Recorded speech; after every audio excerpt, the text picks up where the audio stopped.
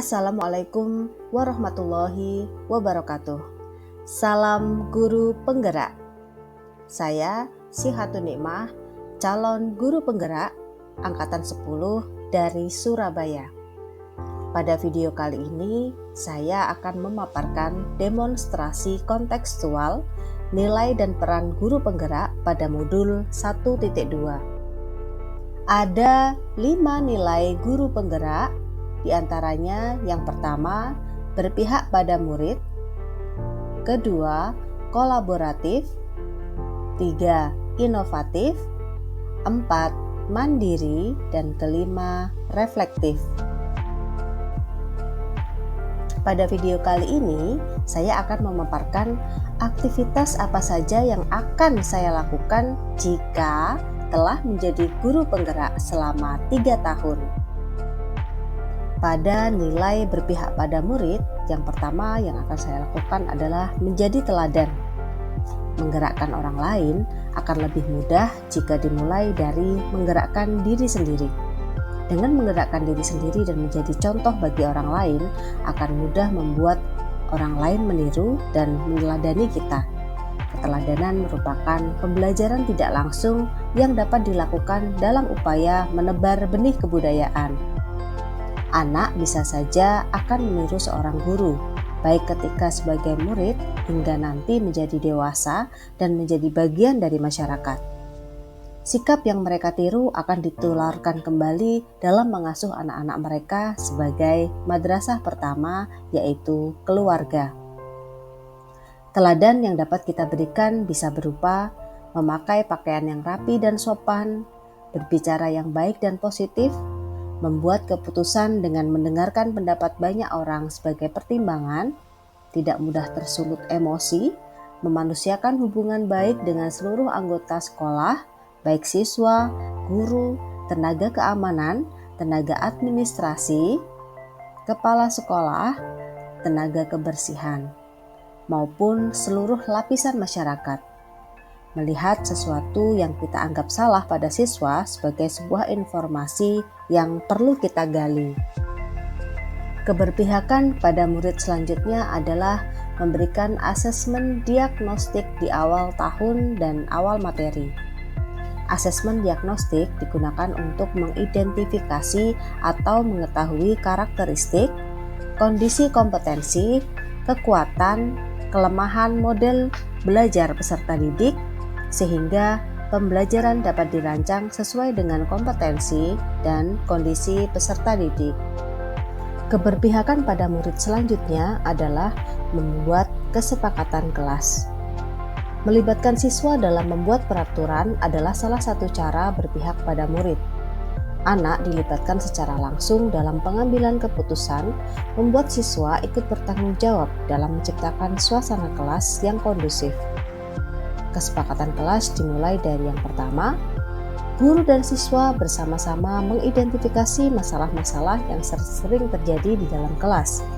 Yang kedua, guru dan siswa bersama-sama menyusun kesepakatan kelas. Yang ketiga, guru dan siswa bersama-sama menentukan siapa saja yang bertanggung jawab untuk melaksanakan kesepakatan kelas. Keempat, melakukan evaluasi berkala apakah kesepakatan kelas masih efektif atau perlu adanya perubahan. Keberpihakan pada murid selanjutnya adalah melakukan pembelajaran berdiferensiasi. Pembelajaran berdiferensiasi memberikan kesempatan seluas-luasnya kepada murid untuk memenuhi kebutuhan belajarnya, baik dalam mendalami materi, memenuhi tugas, maupun dalam produk yang dihasilkan. Keberpihakan pada murid selanjutnya adalah menggunakan asesmen terbuka. Asesmen berfungsi untuk menjadi indikator dalam menentukan apakah suatu tujuan pembelajaran sudah tercapai atau belum. Asesmen yang dilakukan tidak melulu tentang multiple choice, namun bisa berupa open-ended question atau bahkan bisa berupa proyek. Hal tersebut memberikan kesempatan kepada siswa tidak hanya belajar yang bersifat memorial, namun juga bersifat kritis, analitis, dan kreatif. Keberpihakan pada murid selanjutnya adalah memfasilitasi murid sesuai kemampuan. Memfasilitasi murid sesuai kemampuan dapat mengasah bakat yang sudah dimiliki murid, baik melalui pembelajaran formal, intrakurikuler, maupun ekstrakurikuler. Keberpihakan pada murid selanjutnya adalah dengan cara menghormati perbedaan. Setiap murid terlahir berbeda, baik secara fisik, emosional, maupun bakat yang terpendam. Yang harus dilakukan adalah menerima perbedaan itu dan mencoba memahami kondisi yang sudah mereka alami. Salah satunya dengan tidak mudah menghakimi siswa. Seperti halnya gunung es, sikap yang tampak dari luar oleh siswa adalah hanya sebagian kecil yang tampak sebagai dampak dari proses yang sudah membentuk sikap murid itu sendiri. Gunung es yang tampak adalah sebuah informasi yang dapat kita lihat dan jika perlu kita gali. Keberpihakan pada murid selanjutnya adalah membangun hubungan yang positif. Membangun hubungan yang positif sangat berpengaruh kepada seluruh anggota sekolah. Hubungan yang positif berdampak pada vibes sekolah yang positif, baik secara tutur kata, sikap, maupun pikiran. Hubungan yang positif dapat membentuk budaya sekolah yang positif sebagai bentuk penebaran benih kebudayaan. Hubungan yang positif membentuk emosi yang positif sehingga murid dapat belajar dengan efektif. Selanjutnya adalah menghargai setiap usaha dan kontribusi yang diberikan oleh murid. Baik itu berupa hal besar ataupun hal kecil yang dilakukan oleh murid pantas untuk dihargai. Hal kecil bagi kita bisa jadi adalah usaha terbesar yang pernah dia lakukan. Dengan menghargai, siswa akan merasa diakui keberadaannya dan dihargai perjuangannya. Bukan tidak mungkin jika ke depan dia akan terus berusaha karena tidak dipatahkan semangatnya. Selanjutnya adalah memberi ruang untuk menyampaikan emosi dan memberikan dukungan untuk mengelola emosi. Memberikan ruang bagi murid untuk menyampaikan emosi akan membuat siswa mengenali diri sendiri sehingga dapat mengelola emosi dengan baik. Emosi yang baik berdampak pada intelijensi yang baik. Selanjutnya adalah membuat evaluasi yang holistik. Evaluasi tidak hanya berfokus pada aspek akademik semata, mengakui dan menghargai berbagai prestasi dan potensi yang dimiliki oleh setiap murid bisa berupa sikap disiplin, mudah membantu teman, akan membuat siswa mengerti potensi yang dimiliki. Nilai guru penggerak selanjutnya adalah mandiri. Adapun aktivitas yang akan saya lakukan adalah aktif dalam pengembangan keprofesian, aktif dalam membangun komunitas sekolah dan MGMP, dan aktif dalam kegiatan lomba untuk meningkatkan kompetensi. Nilai selanjutnya adalah kolaboratif.